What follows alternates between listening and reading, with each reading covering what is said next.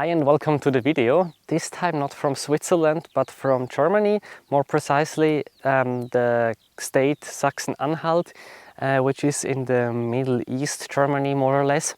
And I was invited here by another wildlife photographer, Jörg Stemmler, and he asked me if I would like to join him for taking some pictures of the wryneck and bee eaters. He has a very nice spot here in his region, and I already wanted to go last May, but then I was a bit too busy because I needed to go to Singapore for my biology job. But this year I managed to come, and I've been here since 3 days. I already took some really cool pictures. Some things didn't work out as planned, but I got some nice shots, and I want to talk to you a bit about the region here and of course show you some pictures and give you some tips for the photography.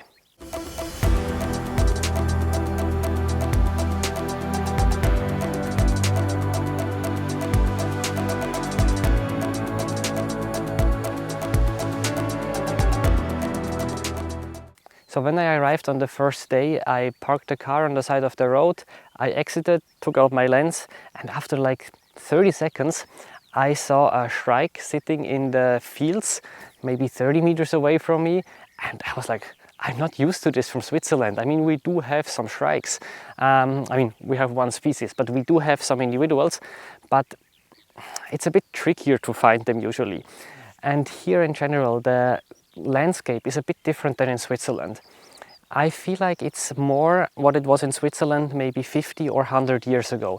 So it's a bit more wild, it's a bit more heterogeneous. So maybe you can see already a bit behind me, even though this is dominated still by agriculture and there is some fields for planting crops, you can also see that there is like more green areas in this sense. We have some bushes here, some hedges, some shrubs. There is more wild flowers, and this gives some diversity and very important habitat for insects and for birds. So after I took a few shots of the shrike, I walked up the hill and I saw a corn bunting or several corn buntings singing here in the bushes. And that's another species that in Switzerland is really not so common anymore. It's on the red list as critically endangered, I believe, because they have been declining a lot in the habitat due to the intensified agriculture with more nutrient input and more pesticide use. And as I mentioned, like just this loss of habitat. So I continued to walk. I heard the bee eaters. Maybe you can also hear them from time to time. I heard many larks singing. So it was really cool, and what I tried on this first day was just to get a bit an overview of the area.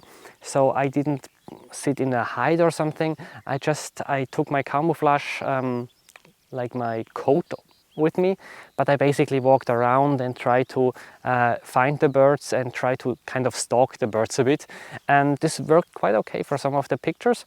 And then afterwards, what I did mostly in the last few days was actually to join Jörg in his hides that he built. They are like permanent wooden hides, and of course this makes it a bit easier in the sense that the birds are more used to these hides and you can move a bit in the hide. They don't realize so much how much you move, at least most of the birds. And this is a bit different if you just take like this coat over you, this camouflage coat or how this is called, because there you still need to be careful that you don't move too much. So there is really different strategies. I would say all have their advantages and disadvantages, and I also realized for some species one works better and for another species the other one works better. And also that it's a bit personal matter of personal taste, I would say. So personally, I prefer to stalk the birds, to try to get close and be able to move freely. Jörg, on the other side, he said that he prefers basically to build this hide and sit there and wait for the birds. I'm a bit too impatient for that, but this time I tried as good as I could and I got some really nice shots. No matter what you do, you will need some focal length, and you need more focal length, of course, if you are more mobile, if you're not in a fixed hide. So I primarily used my R5 with the 600mm f4, in some situations with the 1.4 extender. I think I didn't use the 2x extender so far. And then I also had the R5 with the 100 to 300mm. Basically I had the 1.4 extender in the whole time, so I reached 420mm, and this was quite nice for the bee eaters when they were like landing, or two were not really fighting but kind of interacting. Then sometimes 600mm was almost too much. It was technically still fine, but sometimes I clipped a wing or something like this. So in some situations I prefer to have a little bit less focal length, even though this also meant that the background was a bit more structured, but it was still fine for my taste. And actually with the 600mm f4, I was in most of the cases actually stopping down to f4.5 or 5 to get a bit more depth of field to ensure that the whole bird is basically sharp in my frame.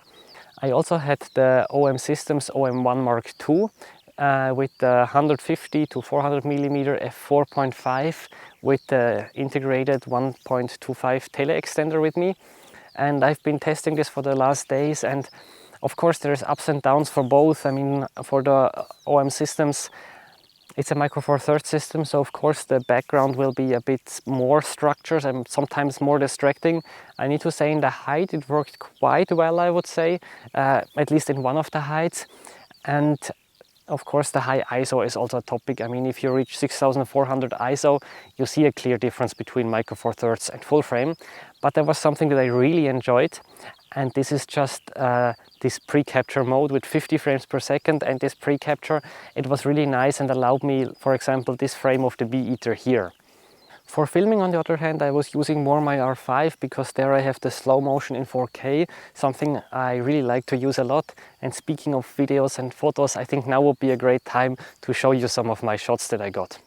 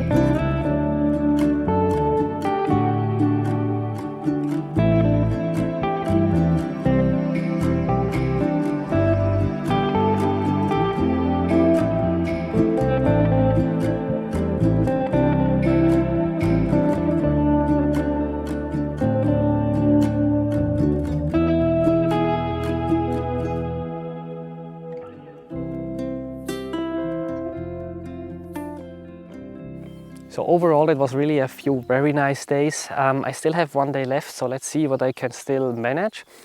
And not everything worked as planned, so the wryneck didn't really show up as we wanted to. I got some like documentary shots, but they're really not so great. But other species were a surprise that I didn't expect, and got some really nice pictures. I think the yellowhammer, it's called in English, is one species that I've seen countless of times. I took some pictures already in the past, but never as nice ones as now. The starling was super nice. So there were some very nice surprises. The bee eaters worked very well. So I'm very happy with the results. And I really was impressed by the landscape here because it's so much more diverse. And I think this conservation of habitats is really crucial, especially in this age when we are facing a mass extinction again. And everybody, I think, can do something. There's different ways. You can donate money to like nature protection or wildlife protection organizations, like in Europe there is the BirdLife network that is quite known. You can also help by helping for some restoration of drywalls, of hedges and stuff like this. Usually you can just sign up for half a day or a day, and then you meet with some other people that are also interested to join and do that. Another cool thing, if you have a backyard or even more land, that you can try to promote biodiversity there by not just mowing the lawn like twice a week and having everything sealed with concrete and stones, but having a bit more a structured and natural habitat. So allowing some wild flowers to grow, some small bushes and hedges, and just giving a habitat for both insects and the birds. You can install breeding boxes and so on. Finally, I don't want to go too much into politics in these videos, but of course how you vote also affects how the landscape will look in 10, 20 or 50 years. Depending on where you live, in which habitats you move, it might also be a good idea to report rare species.